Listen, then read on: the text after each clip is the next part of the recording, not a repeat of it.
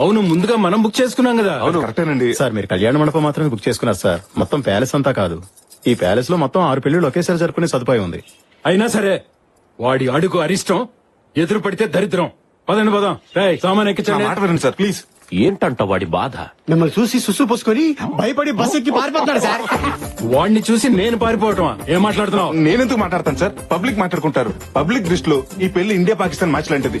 మీరు back step వేస్తే Shankar Bhupal winning set లా feel అవుతారు. అయినా శత్రులు కళ్ళ ముందు పెట్టుకుని వాళ్ళు చూస్తుండగా కళ్ళు బయలు కమ్మేలా మీ కూతురు పెళ్లి చేయండి.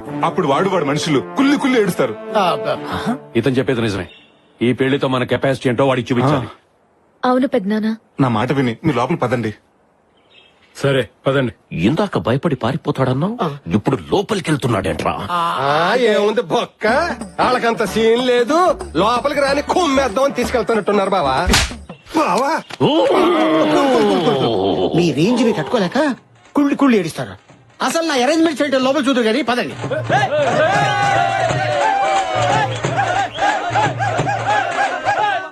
మా ఈ 2 కుటుంబాలు మళ్ళీ కలుస్తాయని కల్లో కూడా ఊహించలేదయ్యా. మళ్ళీ ఇలాగైనా కలుసుకునే అవకాశం నీ వల్లనే వచ్చింది. ఈ కలయికని శాశ్వతం చేస్తాను. కానీ ఒకటి, మీ ఫ్యామిలీని కలుపుతున్న విషయం ఏ గోడలకి వినపడకూడదు, ఏ తలుపులకి కనపడకూడదు. అబ్బో కోనా, ఎవరే నీకు వదినా? ఇంకోసారి వదినాన్ని పిలిచావో ఆ నాలుక మీద వాత పెట్టేస్తాను. ఏదో రోగిష్టిదాని కదా అని పలకరిస్తే నీకు సిగ్గులేదేంటే మాకిచ్చిన రూమ్ లోకి రావడానికి? అయినా విగ్గు పెట్టుకుని తిరిగేదానివి, నీకు సిగ్గు గురించి ఏం తెలిసే? పాకలో ఉండే పాచిమొహాలు ఉన్నారు. మీకెందుకే ప్యాలెస్? పాకలోనా? వాళ్ళు కూడా అలా తిట్టుకోరు కదా పిచ్చి మొహాలారా. ఏంటి వాగుతున్నావు? మసాలా ముద్ద మొహం మీద కొట్టి ఎర్రకారంతో వడియాలు పెట్టేస్తాను. ఇలా కూడా ఒడియాలు పెట్టుకోవచ్చా? నాకు మండిందంటేనా మా కోనాకి చెప్పి ఒళ్ళంతా చిల్లులు పెట్టి చిల్లి చికెన్ చేయిస్తాను. ఎవడు ఆ పొట్టోడా? చెల్లుగార్లకి రాదు, వాడేం చేస్తాడే? ఇదిగో ఇంకోసారి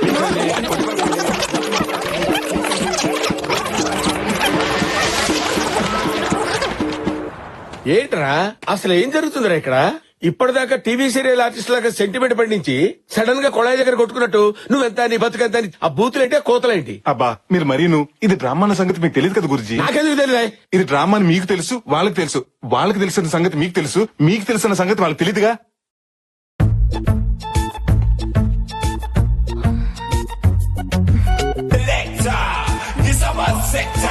Let me get it with my lecture. Make 'em wiggle and whine, jiggle and grind. Now we. Excuse me, just 1 minute. మీరు మహాలక్ష్మి వాళ్ళ అక్కే కదా? ఒక్కలేదు తొక్కలేదు, నేనే మహాలక్ష్మిని. ఏంటి ఆర్ట్ పిక్చర్ లో హీరోయిన్ లా ఉండే మీరు సడన్ గా డర్టీ పిక్చర్ లో హీరోయిన్ లా మారిపోయారేంటి? నేను ఎలా ఉంటే నీకెందుకో? పోరా. రానా? రానో లేదు, నాగ చైతన్య లేదు. పోరా. మీరేంటండి ఇలా మాట్లాడుతున్నారు? ఒంట్లో బాలేదా? ప్రేమగా మాట్లాడడానికి నువ్వేమన్నా మొగుడివా? అంత మనం అనుకున్నట్టు జరిగింది. హర్ష కూడా చూస్తున్నాడు. వచ్చేసాడు. Lucky no, lucky no. నువ్వు ఇలాంటి డ్రెస్ వేసుకుంటావేంటి?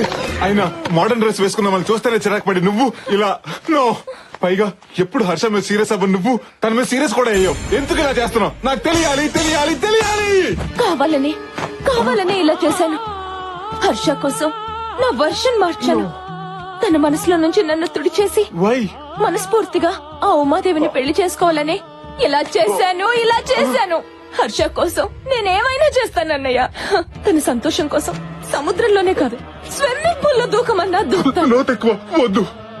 ఈ రోజు నుంచి నేను బీర్ తాగినా, బీడీ కాల్చినా అది హర్ష కోసమే. నన్ను నేను అతని కోసం త్యాగం చేసుకుంటాను. అమ్మా చెల్లమ్మా, నువ్వు త్యాగానికి తాగలేనువమ్మా. ప్రేమ త్యాగం కోరుకుంటుందంటే అది ఫేస్బుక్ లో కొటేషన్ కొట్టి పాడేశానమ్మా. కానీ హర్ష సంతోషం కోసం నీ ప్రాణం త్యాగం చేస్తుంటే హర్షించకుండా ఉండలేకపోతున్నానమ్మా. నేను హర్షించకుండా ఉండలేకపోతున్నానమ్మా. మీ ఓవర్ యాక్షన్ చూడలేక ఇక్కడ దస్తున్నాం. హర్ష హర్ష మీరు చేసిన పెర్ఫార్మెన్స్ చూసి అప్పుడే అని ఎక్కేకి ఏడ్చి వెళ్ళిపోయాడు.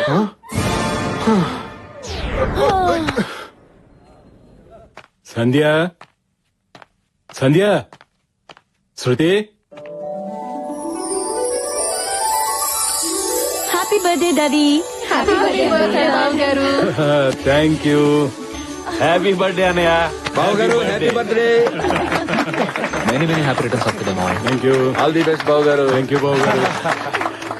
నా బుజ్జి బుర్రని ఒక ఆలోచన మధ్యగల చిరికేస్తుందిరా. వెంటనే నిమ్మక పెట్టుకుని తాగి. ఏంట్రా అది? సూర్యప్రతాప్ పుట్టినరోజు సందర్భంగా శంకర్ భూపాల్ బట్టలు పంచితే ఎలా ఉంటుంది? ఆ సూర్యప్రతాప్ ఊహ కందనంత ఘనంగా ఈ పెళ్లి జరిపించి చూపించాలి. ఏయ్, ఈ పెళ్లి ఘనంగా చేయడానికి ఎవరిని నెత్తిలేసినా వాళ్ళని చిత్తు చేసే సూపర్ ఐడియా నా దగ్గర ఉంది. ఏంటది? ఈ ప్యాలెస్ లో 50 మంది పనులు ఉన్నారు. వాళ్ళందరికి బట్టలు పంచావనుకో, ఈ ప్యాలెస్ లో ఏ పెళ్లి జరిగినా ఈ పెళ్లి గురించి బ్రహ్మాండంగా చెప్పుకుంటారు. సాయంత్రం సిటీకి వెళ్ళి బట్టలు తెచ్చి అందరికి పంచి పెడదాం. అలాగే అలా జరగడానికి వీల్లేదు. అలా జరగకుండా ఆపడానికి ఛాన్సే లేదు. వాళ్ళకంటే ముందు మనమే బట్టలు పంచాలి. అంటే పెళ్లి కొన్న బట్టలు పంచాలి. ఇప్పటికిప్పుడు కొత్త బట్టలు ఎక్కడి నుంచి తెస్తాం బావా? ఇంకోసారి బావా అన్నావంటే మక్కలు ఎరగదీసి మూల కూర్చోబెడతా. మీ బావ చెప్పిన దాంట్లో పాయింట్ ఉందండి. ఉందా? మనం పెళ్లి కొన్న బట్టలు పంచేద్దాం. ఆహా, ఇమ్మీడియట్ గా పంచేద్దాం. దండాలండి బావగారు. నువ్వేంటి? అంటే అది పనోళ్ళందరినీ పరిగెత్తుకురమ్మని కబరెట్టారంట కదా, వచ్చేసా. ఈ చీర అమ్మాయికి ఇచ్చేయండి. ఈ చీర పెళ్లి పనులు బాగా జరుగుతున్నాయి కదా. ఈ రోజు నా జీవితంలో మరచిపోలేని రోజు. ఇదిగో బాబు. పుట్టినరోజు శుభాకాంక్షలు అయ్యా. ఏంటోరా బయటికి శత్రువులు అంటారు. ఒకరు పుట్టినరోజుకి ఇంకొకరు బట్టలు పంచుకుంటారు. మనకి ఎందుకురా, వాళ్ళల్లో ఒకటేనంట. బట్టలు పంచుతున్నారు. అసలు నా చేతులు దొరకవు.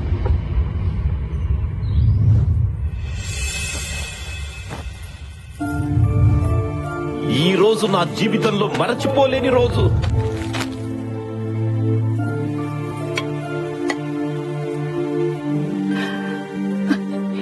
ఇప్పుడు ఇది మీ చేతికిచ్చేవాళ్ళం. ఇలాంటి ఒక రోజు వస్తుందని ఎప్పుడు ఊహించలేదు. దూరం పెరిగే కొద్దీ మనుషులు దగ్గర అవుతారంటారు. అది నిజం కాదు.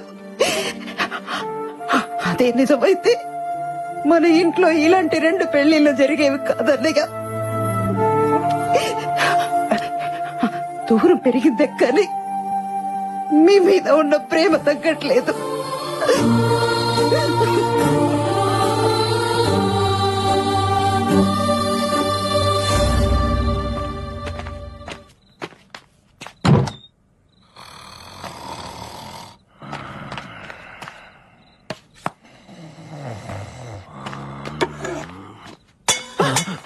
ఎవరది?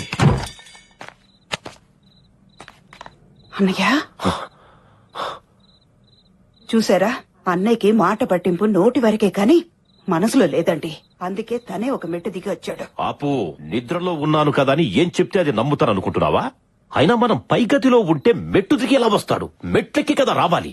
ఎలా వస్తే ఏంటండి, ఆయనే అన్ని మర్చిపోయినప్పుడు మీకు మాత్రం ఎందుకండి ఈ పంతాలు? మీరు ఎంత కాదన్నా మీ స్నేహాన్ని తను ఇంకా మర్చిపోలేకపోతున్నాడు. అందుకే ముందు మీకే ఇవ్వాలని ఉంచిన ఈ మొదటి శుభలేఖని తనే స్వయంగా తీసుకొచ్చి ఇక్కడ పెట్టెళ్ళాడు.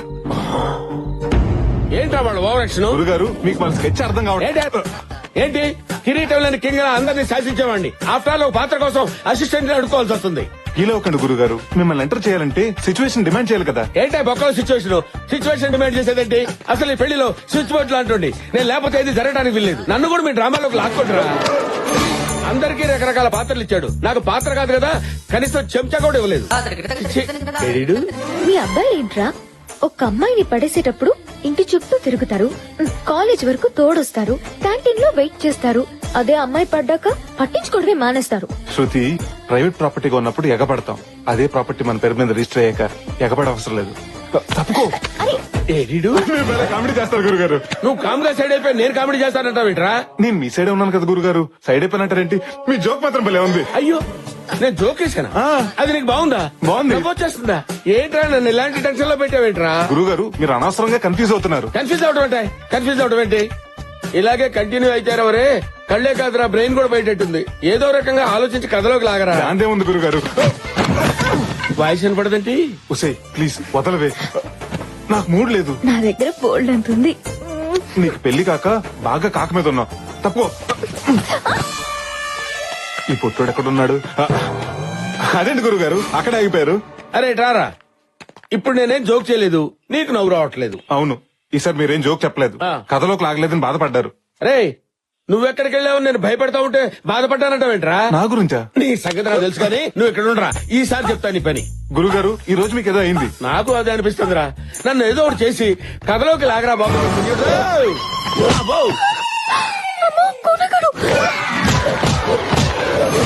వీడేంటి గోడ కొట్టిన పెడకలా అతుకుపోయాడు. ఇంకా ఆలస్యం చేయను, లాగుతాను, మిమ్మల్ని ఖచ్చితంగా లాగుతాను గురుగారు. మరి ఇందాక నన్ను లాగింది ఎవర్రా? ఇంపాసిబుల్, లాగితే నేనే లాగాలి. కథలో కాదురా బాబు, గదిలోకి లాగింది ఎవరని. కొంపదీసి ముద్దులేం పెట్టదు కదా. ముద్దులా? లోపల తీసుకెళ్లి గోడకేసి గుద్ది వదిలిపెట్టారా? అయితే ప్రాబ్లం లేదు, మిమ్మల్ని ఎవరు లాగలేదు, అంతా మీ భ్రమ. ఇక్కడ కన్ఫ్యూజన్ కి నా బ్రెయిన్ బిర్యానీ అయిపోయేటట్టుందిరా. నీకు దండం పెడతానరా, ఏదో చేసి నన్ను లాగరా.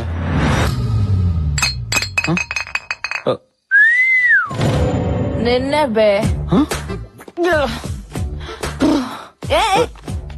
మబ్బులు వెనకాల దాక్కుని సిగ్గుపడుతూ సాంప్రదాయంగా ఉందని చందమామకే సైట్ కొడుతున్నావా నువ్వు? నా మిల్క్ బాటిల్ ఓ సిప్పేస్తావా? ఓ ముగ్గేసిన పిల్ల పెగేసిందేటానా? నువ్వు చూసావే, అదంతా ఓ సెటప్. ఇన్ని బ్యాడ్ హ్యాబిట్స్ ఉన్నా నాలాంటి కంచు కఠోరాన్ని గెంటేసాయి, దాన్ని మనసులోంచి గెంటేసాయి, నీ ప్రేమ టండు పీకేసాయి. హ్యాపీగా ఉమాదేవిని పెళ్లి చేసుకుని దానికే నీ పేటెంట్ హక్కులు ఇచ్చేసాయి. అమ్మయ్య పడిపోయింది. స్టార్ట్ చేద్దాం. శ్రీను, ఈ ఆర్చ్ అంతా ఇంపార్టెంట్ ఫ్లవర్స్ తో డెకరేట్ చేస్తే ఎలా ఉంటుంది? చాలా బాగుంటుంది కదా. Excuse me. అమ్మా, చెల్లమ్మా, చెల్లమ్మా, ఏమైందన్న చెల్లికి? మందు తాగింది. మందు తాగిందా? పురుగులు చూస్తేనే దూరంగా పారిపోయిన చెల్లెలు పాలు తాగినంత ఈజీగా పురుగుల మంది తాగిస్తుందా? ఆపండి, అది పురుగులు కొట్టే మందు కాదు, మనుషులు కొట్టే మందు. లిక్కర్. లిక్కర్ అంటే ఎలక్షన్ టైంలో ఫ్రీగా పంచుతారు. అవునండి. No! మా సిస్టర్ మంచినీళ్ళు తాగాలన్నా అది మినరల్లా జనరల్లా అని ఆలోచించేది. అలాంటి నా చెల్లెలు మందు తాగిందా? దీని కారణం ఎవరు? ఎవర్రా? నువ్వు పిల్లని పెళ్లి చేసుకోబోతూ ఈ పిల్లని మర్చిపోలేకపోతుంటే ఈ పిల్ల ప్రేమనగర్ లో ఏ అన్నారా మందుకు బారిసైపోయింది. హర్ష గారు పట్టుకుంటారా? మీరు మా చెల్లెని మర్చిపోతానంటేనే తను మందు మానేస్తుంది. మీరు హ్యాపీగా ఉండటమే తనకు కావాల్సింది. ప్లీజ్ నా చెల్లెని మర్చిపోతారని నాకు మాట ఇవ్వండి. మాట ఇవ్వండి.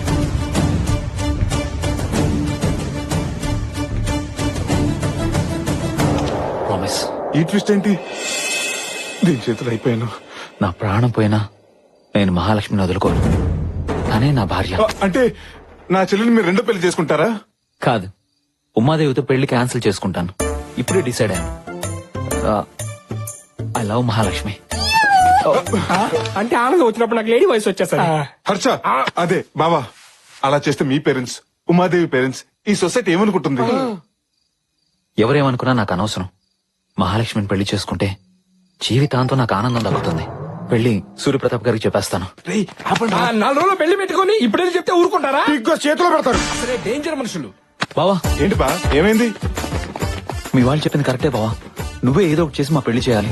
నేను ఎదుటి ప్లాన్ చేస్తాను. లేట్ నువ్వు వెళ్ళి రెస్ట్ తీసుకో. ఓకే బావా, థ్యాంక్ యూ.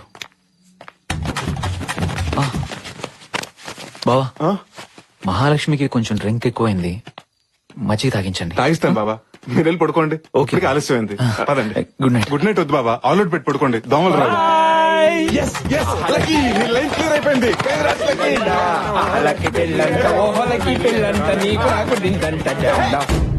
కొంచెం నవ్వుతూ ఉండొచ్చు కదా.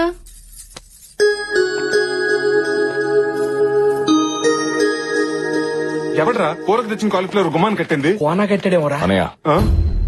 నాతోరా. ఏంటే కంగారు? అసలు ఏం జరిగింది అన్నయ్య? అబ్బా, అసలు ఏమైంది? నాకేం జరిగింది కాదు, అక్కడేం జరుగుతుందో అది చెప్పు. ఉమాదేవిని పెళ్లి కూతురు చేస్తున్నారు. ఈ రోజు పెళ్లి కూతుర్ని చేస్తున్నారు, రేపు పెళ్లి, ఎల్లుండి శోభనం. ఎల్లుండి కాదు, పెళ్లి రోజే శోభనం. అది కాదన్నయ్య, మా ప్రయత్నాలు మేము చేస్తున్నాం కదా. 2 రోజుల్లో పెళ్లి పెట్టుకుని ఇంకా ఏంట్రా మీరు ప్రయత్నం చేసేది? మరి నువ్వు మాత్రం చేసింది ఏముంది? నీ ప్రేమలో నిజంగా సిన్సియారిటీ ఉంటే ఈ పాటికి మీ పెళ్లి అయిపోయి ఉండేది. ఏంట్రా, నా ప్రేమలో సిన్సియారిటీ లేదంటావా? నా ప్రేమలో సిన్సియారిటీ అన్నయ్య, ఏదో ఫ్లోలో అన్నాను. వీడేంట్రా సూసైడ్ చేసుకుంటాడు అనుకుంటే సూట్ కేసు తోటి వస్తున్నాడు. అన్నయ్య, ఈ స్క్రాప్ ఏంటి? ఇవి స్క్రాప్ కాదురా, నా ప్రేమ గుర్తులు. ఇవేంటో తెలుసా? చిన్నప్పుడు తిరునాళ్ళలో పోయిన ఉమాదేవి కాళ్ళు పట్టి. ఓ, అప్పుడే సైడ్ వేసావు వాటిని. ఇది చిన్నప్పుడు మేము తీయించుకున్న ఫోటో, తను ఆడుకున్న బొమ్మ. ఇదిరా నా ప్రేమ. ఏంటన్నయ్య ఇది? ఉమాదేవి తల దూకుంటున్నప్పుడు నేను కలెక్ట్ చేసిన వెంట్రుకలు.